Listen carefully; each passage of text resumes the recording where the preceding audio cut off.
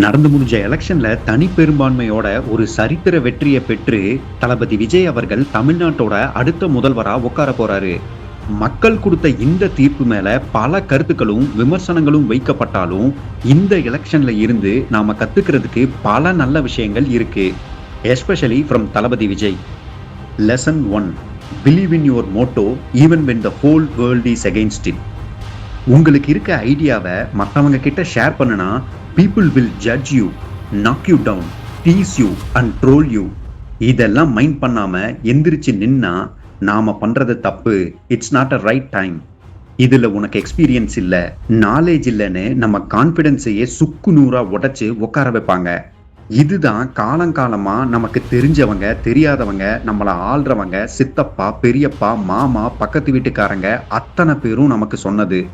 But அதெல்லாம் மீறி நமக்கு ஒரு ஐடியா இருந்து அதுக்காக நாம கன்சிஸ்டண்டா ஒர்க் பண்ணுனா நம்மளால வின் பண்ண முடியும்னு தளபதி விஜய் அவர்களோட இந்த வெற்றி சொல்லி தருது. Lesson 2: manifestation. நாம ஒரு விஷயத்தை சாதிக்க நினைக்கிறோம்னா அந்த ப்ராசஸ்ல நம்ம மேல வைக்கிற நம்பிக்கையில 1% கூட குறையக்கூடாது.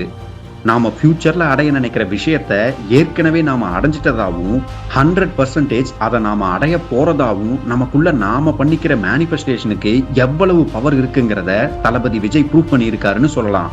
2 வருஷத்துக்கு முன்னாடி கட்சி ஆரம்பிக்கும் போது யாருமே எதிர்பார்த்திருக்க மாட்டாங்க இவர் சிஎம் ஆக முடியும்னு. Because it never happen before.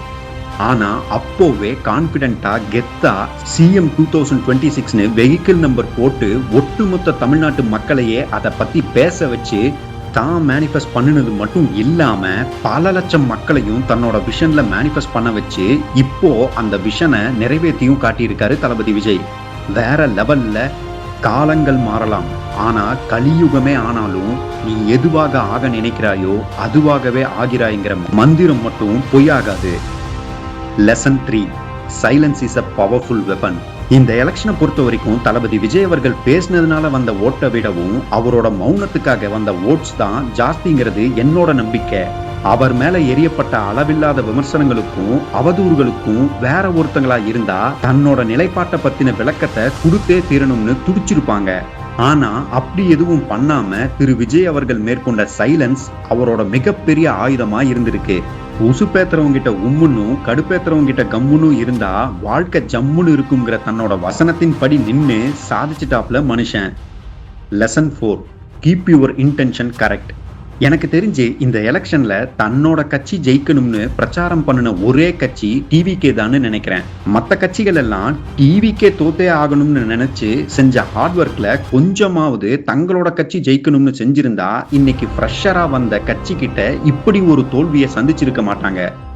அரசியலோ பிசினஸோ எதுவா இருந்தாலும் நீங்க உங்க இன்டென்ஷனை எங்க வச்சிருக்கீங்களோ அதை பொறுத்து தான் ரிசல்ட் இருக்கும். So always keep your intention right. இப்படி தளபதி விஜய் அவர்களோட வெற்றி நமக்கு பல பாடங்களை கத்துக் கொடுத்திருக்கு. Finally believe in your goal even if the world doesn't, because one day the world will believe you.